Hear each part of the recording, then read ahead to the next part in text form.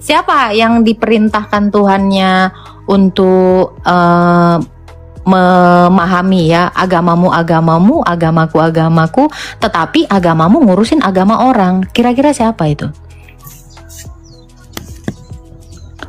Siapa kira-kira? Ngurusin agama orang Yang lain maksudnya? Iya. Di dalam Al-Quran kamu kan ada ayat ya yang mengatakan bahwa lakum dinukum waliyadin. Artinya adalah bagiku agamaku, bagimu agamamu. Kenapa agama kamu ngurusin agama orang lain?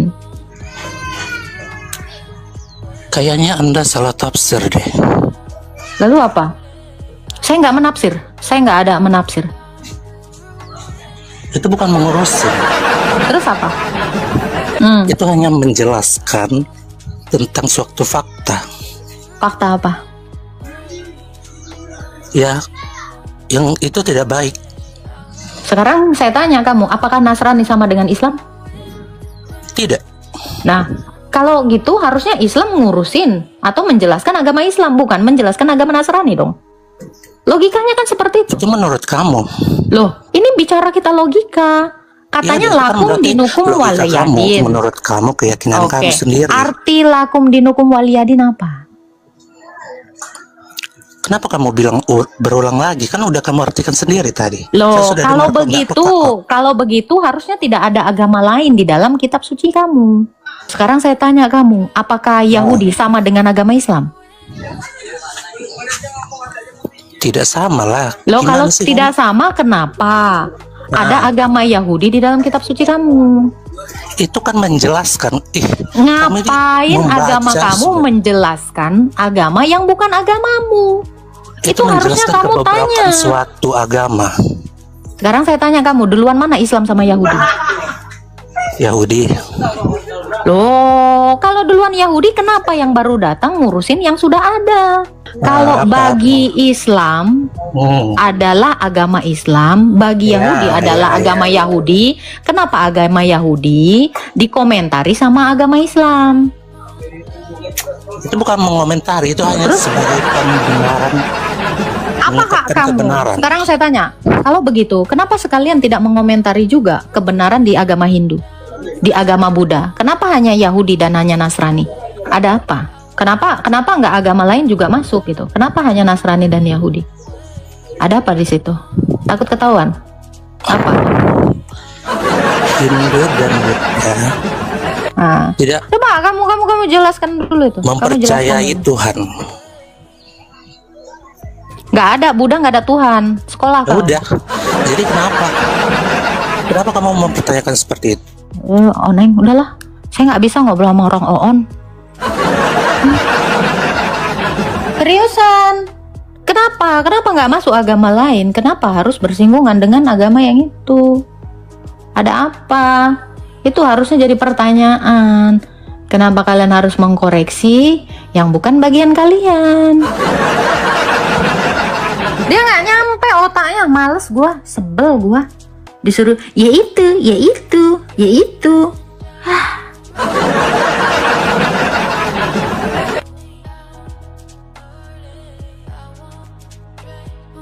Ayolah, kalau memang kamu mau menjelaskan agama orang lain, kan itu tidak pantas. Di mana toleransinya agama mau menjelaskan agama lain?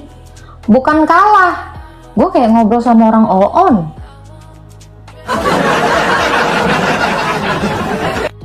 Seriusan.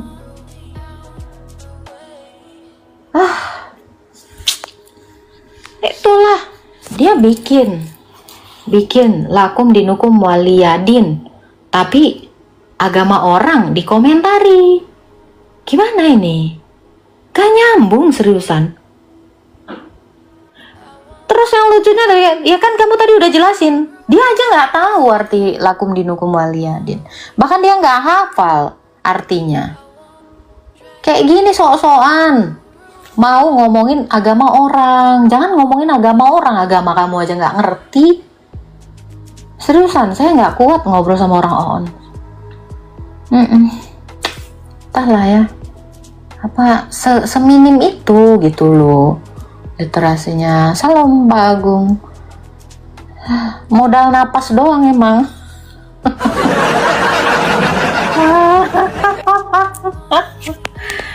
Aduh. Sok, kalau mau diskusi, tapi bisa nggak sih tanggepin gitu loh. Minimal mengingat gitu loh. Narasi saya diingat. Terus kamu bisa bermanuver. Naikin orang on kayak kau, aku nggak kuat kok naikin orang kayak kau itu. Bener lah, kau ngomongnya main aja cicak.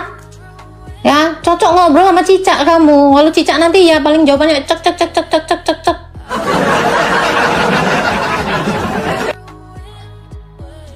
Dia menjelaskan agamanya aja nggak bisa. Iya, sok ngurusin rumah orang, betul itu Kak. Ngurusin rumah orang, rumah dia aja berantakan, rumah dia aja nggak bisa dijelaskan. Di mana toilet dia nggak tahu, kamar mandi nggak tahu, tapi sibuk ngurusin rumah orang. Oh, toiletnya orang itu harusnya jangan di situ, di sini, gitu. Saya ngobrol pakai bahasa apa lah sama orang kayak gini coba. Nah, gimana ngobrol sama orang kayak gini? Coba. Aku harus mode on ya. Ini mode on aku nih, mode on. Kamu agama apa, Bima? Halo? Kamu agama apa? Islam. Oke, Islam. Apa itu? Islam, woy.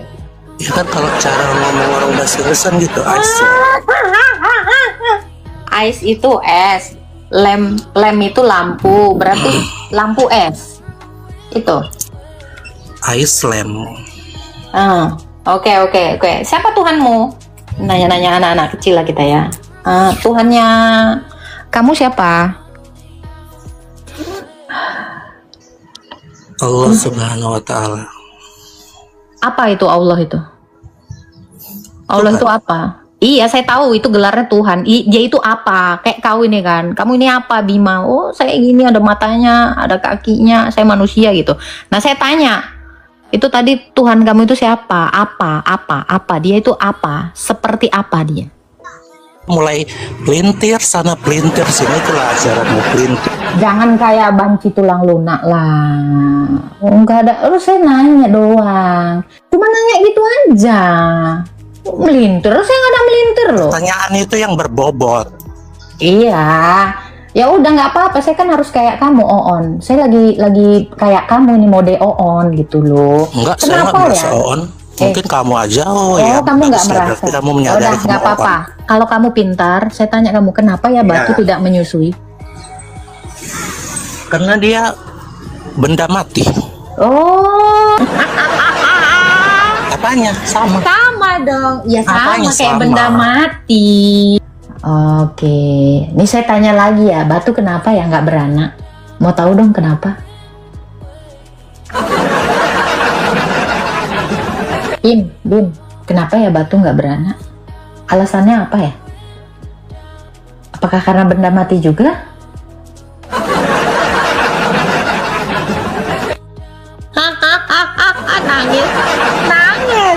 Nangis. Jangan nangis ya. Kenapa sih batu nggak ada istrinya ya? Oh, gara-gara benda mati. Ya ampun, untung Tuhan kita nggak kayak benda mati.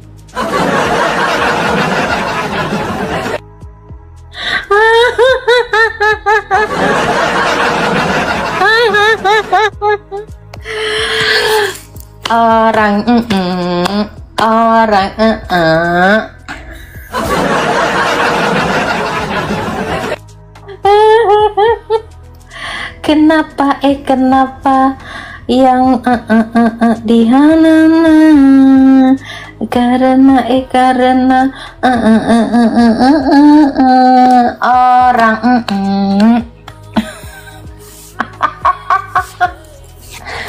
alah.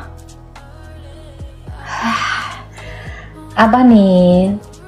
Tuhan pencipta burung apa punya burung? Tuhan itu pencipta burung, burung-burung di udara. Ada kok ayatnya.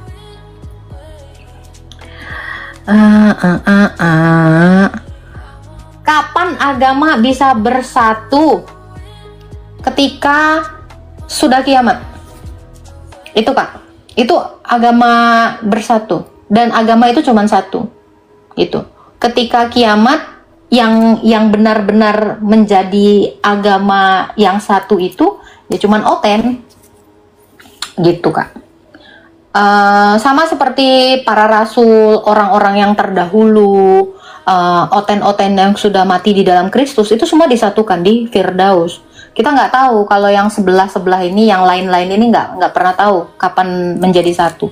Tetapi Oten itu memang satu, gereja itu satu, gitu Kak.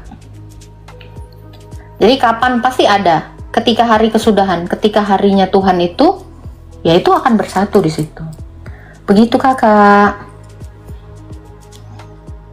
Dan Tuhan Yesus sendiri itu kan berjanji bahwa umat yang ada di Israel, umat Israel ya, itu akan disatukan dengan umat yang lain. Ini ada di Yohanes 10 ya. Ada lagi domba lain yang bukan dari kandang ini, berarti yang di luar dari Israel, dan akan kujadikan satu. Yohanes 10 ayat 24 ya kalau nggak salah. Coba si Sari nggak ada ya. Ada kok Kak itu ayatnya. Kapan akan disatukan? Ya ketika hari kesudahannya gitu. Setiap orang yang hidup menerima Tuhan Yesus itu ketika mereka mati itu dijadikan satu semua. Masuk semua ke Firdaus ya. Ayat ada lagi domba yang di luar dari kandang ini dan akan kujadikan satu. Yohanes 10 ayat 16 Kakak. Itu Yohanes 10 ayat 16. Ya. Kalau yang di luar dari Kristus Bang Simon ya, kalau agama sebelah pasti nggak bersatu, iya. Kalau agama sebelah Kakak, di dalam iman kita, mereka harus menjadi Oten dulu biar diselamatkan. Kalau tidak menjadi Oten ya tidak bisa diselamatkan, tidak menjadi murid Yesus itu tidak bisa diselamatkan. Hanya murid-murid Yesus saja yang diselamatkan. Makanya kenapa Tuhan Yesus memerintahkan kepada para rasul untuk menjadikan segala bangsa itu murid-muridnya, begitu. Karena pada kenyataannya gini ya. Pada kenyataannya ya, ini kenyataan. Lazarus ketika mati, dia tahu bahwa semua orang yang mati di dalam Kristus itu dijadikan satu menjadi keturunan Bapak Abraham. Makanya kenapa di dalam Lukas 16 ayat 19 sampai ayat 22 ya, orang miskin itu mati lalu dibawa ke pangkuan Bapak Abraham. Kenapa harus di pangkuan Bapak Abraham? Ada yang tahu nggak kenapa? Kenapa tidak dikatakan kepada pangkuan Bapak Adam atau Bapak Henok? Kenapa harus Abraham? Ada apa? Kenapa tidak yang sebelum Abraham? Bapa segala bangsa, iya. Karena Allah sendiri berjanji kepada Abraham bahwa keturunannya itu akan menjadi berkat bagi segala bangsa. Itu kenapa harus di Bapak Abraham? Karena Bapak Abraham itu adalah Bapak orang percaya. Percaya kepada siapa? Kepada Tuhan Yesus. Makanya kita disatukan semua menjadi keturunannya Bapak Abraham. Kalau kita percaya kepada Yesus dan kita dijadikan keturunannya Bapak Abraham, Galatia 3 ayat 28, maka kita akan disatukan dengan leluhur kita di Firdaus sana. Itulah sebabnya kita semua ini adalah anaknya Bapak Abraham. Ibrani 2 ayat 16 dikatakan ya, sebab bukan malaikat-malaikat yang ia kasihi, melainkan keturunan Abraham. Jadi dari Bapak Abraham lah seluruh bangsa-bangsa ini menjadi keturunannya. Kita ini semua orang yang percaya kepada Kristus. Iya, Bapak orang percaya. Abraham sama nggak Bun sama Ibrahim? Enggak, beda. Karena Abraham itu bapaknya Terah, Ibrahim itu bapaknya Asar. Jadi Asar dengan Terah itu tidak sama. Begitu.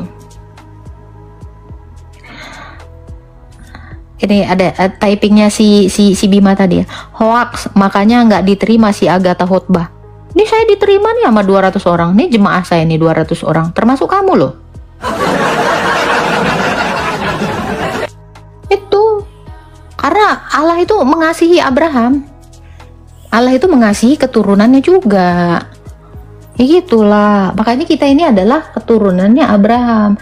Itulah sebabnya kenapa di Matius 1 apa yang ditulis pertama kali? Silsilah dari Kristus. Dimulai dari mana silsilahnya Kristus?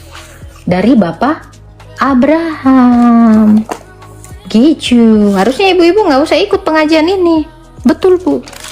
Ya, inilah daftar nenek moyang Yesus Kristus Daud, anak Abraham, ya kan? Ayat 2-nya. Abraham mempunyai anak Ishak. Nah, kenapa dari situ? Berarti kita semua menjadi keturunan Bapak Abraham oleh Kristus. Kenapa harus keturunan Bunda? Kenapa harus anak-anak Abraham Bunda? Karena kita ahli waris. Iya, karena kita ahli waris. Makanya kita disebut anak-anak Allah. Karena kitalah yang mewarisi kerajaan sorga. Itu tujuannya itu. Kenapa nggak dijadikan umat aja Bunda? Loh kalau dijadikan umat, ya kita ini cuman apa? Kumpulan orang-orang yang sebagai penyembah Tuhan saja gitu. Tetapi lebih daripada itu, kita diberinya berkat. Jadi Oten itu bukan hanya penyembah Tuhan, tetapi juga menjadi anak Tuhan, anak-anaknya Allah. Karena kita sebagai pewaris. Jadi kerajaan itu adalah milik kita. Gitu. Artinya apa Bunda? Artinya kita semua ini diberkati dan dimuliakan. Itu. Jadi nggak ada yang rendah dari Oten. Oten itu kalau dikatakan adalah manusia hina, enggak. Lah itu dalam iman kalian, dalam iman sebelah disebutnya hina, disebutnya tidak berharga, kayak tadi ya, tidak layak gitu, kayak kata si Yeni. Tidak, kami semua ini dilayakkan sama Tuhan Yesus. Bahkan kami diangkat menjadi anaknya. Gitu loh. Kami pewaris. Ya, kami ini adalah pewaris dari CEO, bukan perintis, bahkan bukan hamba ya Kak Toko Mama ya. Jadi bukan perintisnya. Jadi kalau perintis ya itu boleh gitu. Tapi kami ini pewaris. Pewaris dari kerajaan Allah. Itulah sebabnya dari awal mula Israel ini disebut kerajaan. Kenapa tidak disebut sebagai bangsa aja? Bangsa tapi kerajaan gitu. Ya karena kita ini bicara tentang teokrasi. Itu. Jadi bentuk pemerintahan di dalam iman kita itu adalah bentuk kerajaan. Oke, monarki. Iyalah. Makanya ada raja. Ya kan? Kita tidak pernah mengatakan Daud sebagai presiden. Bun, kenapa Bunda? Kenapa harus teokrasi? Kenapa bentuk monarki? Kenapa bentuk kerajaan tidak bentuk demokrasi kayak presiden? Kalau presiden, pimpinannya itu diangkat dalam bentuk demo, ya kan? Pemungutan suara. Tetapi dalam iman Kristen itu pilihan. Jadi Allah yang menunjuk. Ini yang disebut teokrasi. Jadi itu kerajaan diwariskan turun-temurun. Bentuk monarki, bentuk kerajaan orang Kristen itu monarki. Jadi bukan presiden. Jadi atas dasar usulan gitu loh.